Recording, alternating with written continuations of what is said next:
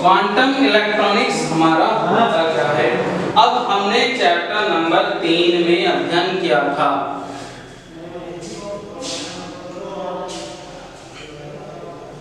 Quantum के बारे में पढ़ा था, ठीक है।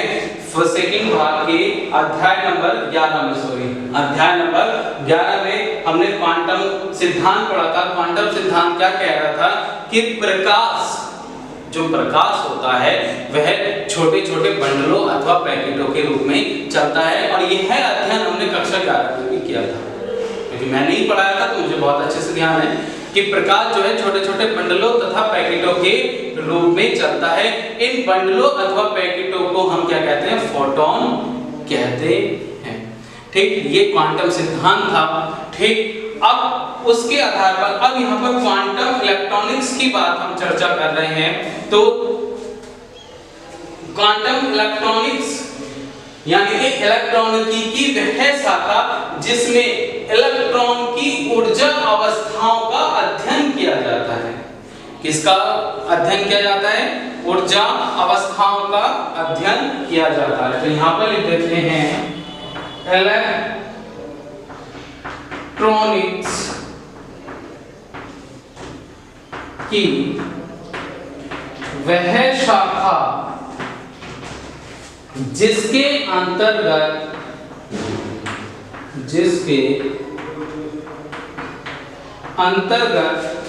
इलेक्ट्रॉन, बहुत काम आने वाला है ये, इससे पिछले वाले चैप्टर में हमने इलेक्ट्रॉन की ऊर्जा स्तर पढ़े थे, ठीक है। तो इलेक्ट्रॉन की ऊर्जा स्तर का अध्ययन किया जाता है।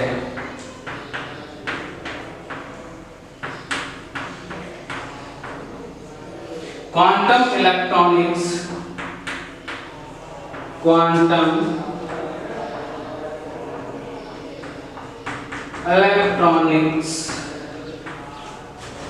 कहलाती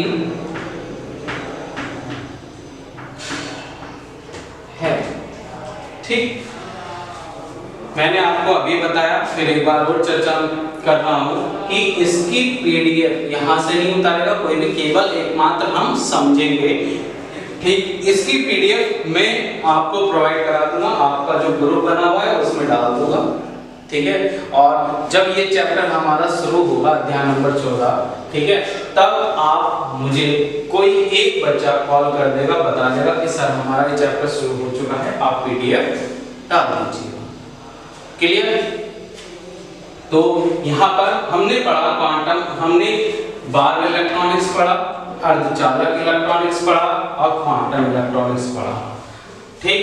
इसमें इलेक्ट्रॉन पुंज की गतिशीलता के लिए बार इलेक्ट्रॉनिक्स में बार का प्रयोग किया गया। इसमें इलेक्ट्रॉनिक पुंज की गतिशीलता को नियंत्रित करने के लिए अर्धचालक इलेक्ट्रॉनिक्स में अर्धचालकों का प्रयोग किया गया। और क्वांटम इलेक्ट्रॉनिक्स में हमने क्या पढ़ा कि इलेक्ट्रॉन की ऊर्जा अवस्थाओं का अध्ययन किया। किसका अध्ययन किया? इलेक्ट्रॉन की ऊर्जा स्तर का अध्ययन किया, ठीक। अब इसके बाद हम चलते हैं, ये रफ करने जा रहा हूं मैं,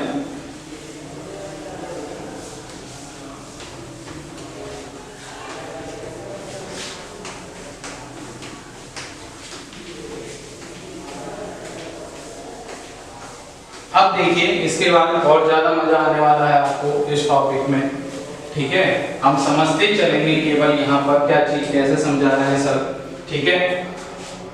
ठोसों के ऊर्जा स्तर, नेक्स्ट टॉपिक आता है हमारा ठोसों के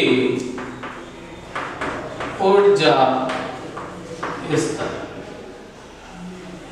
अब ठोस, सबसे पहले हम समझते हैं कि क्रिस्टल जारक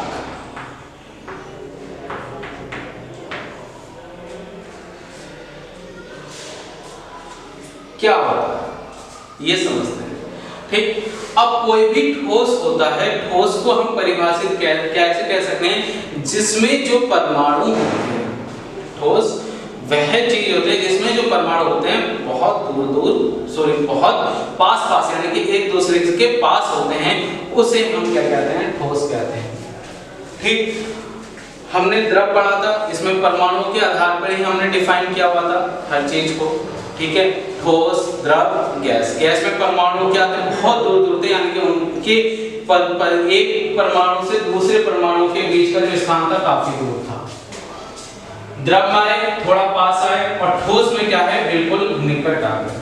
ठीक है, तो ठोसों में कुछ ना कुछ दूरी तो होती है। ये दो परमाणु है, एक परमाणु ये है, एक परमाणु हमारा ये है, तो कुछ ना कुछ दूरी तो होगी, न्यूनतम कुछ ना कुछ दूरी तो होगी।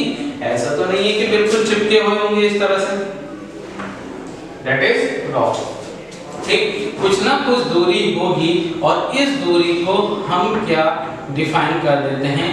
क्रिस्टल जालक के नाम से डिफाइन कर देते हैं, और इस क्रिस्टल जालक के आधार पर ही हम क्या करते हैं? ठोसों का वर्गीकरण करते हैं। क्या करते हैं? ठोसों का वर्गीकरण हम कर देते हैं।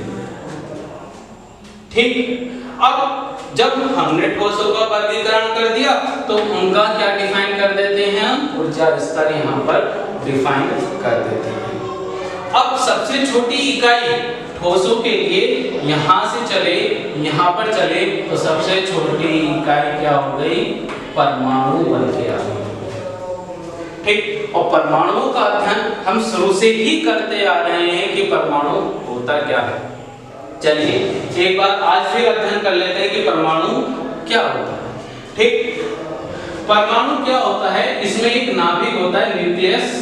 नाभिक अथवा परमाणु हमने इससे लास्ट वाले चैप्टर, इससे पहले वाले चैप्टर में पढ़ा है, इससे पहले वाले चैप्टर में शायद। ठीक है, तो वहां पर नाभिक में क्या होता है? न्यूट्रॉन और प्रोटॉन होते हैं।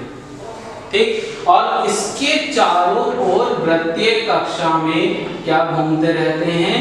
इलेक्ट्रॉन अपनी गति करते रहते हैं। क्या होते हैं? इलेक्ट्रॉन अपनी गति करते रहते हैं। अब समस्त परमाणु का जो द्रव्यमान होता है वह नाभिक का होता है। किसका होता है? नाभिक का होता है, इसका भी है, परंतु अधिकतर भाग किसका होता है?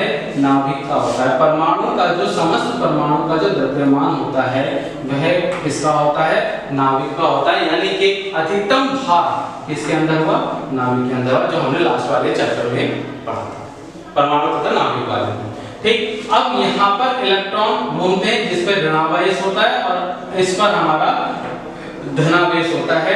तो कूलॉम के नियम से इन दोनों के बीच का क्या हो जाएगा? आकर्षण बल हम ज्ञात कर सकते हैं। कूलॉम के नियम से हम कर सकते हैं, बहुत अच्छी बात। ठीक, अब यहाँ पर हम जानते हैं, ये तो हमने परमाणु की संरचना जानी यहाँ पर। ठीक, अब ये परमाणु, ये जो परमाणु हमारा बना हुआ है यहाँ पर, तो इसमें क्या क्या होता है? न्यूट्रॉन होता है, प्रोटॉन होता है और हमारा इलेक्ट्रॉन होता है, और इनकी संख्या के आधार पर, यानी कि न्यूट्रॉन, प्रोटॉन और इलेक्ट्रॉन की संख्या के आधार पे किसी परमाणु की या ये परमाणु मिलकर जो हमारा ठोस पदार्थ बना रहे हैं उसके आधार पर उसके भौतिक और रासायनिक गुणों का अध्ययन हम कर सकते हैं। इसी के साथ मैं आज अपनी वाणी को विराम देता हूं। आगे की चर्चा हम अगले वीडियो में करेंगे।